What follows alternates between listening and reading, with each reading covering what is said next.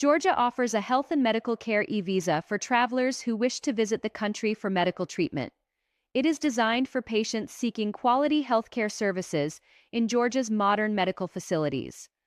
This is a single-entry eVisa with a validity of up to 180 days, allowing sufficient time for treatment and recovery.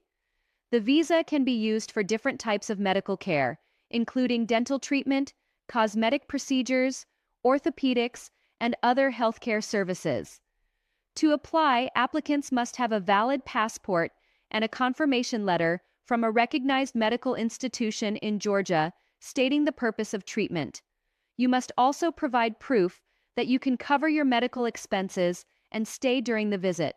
Required documents include a passport copy, recent photograph, medical invitation letter, proof of funds, travel details, and visa fee payment confirmation. The application process is straightforward.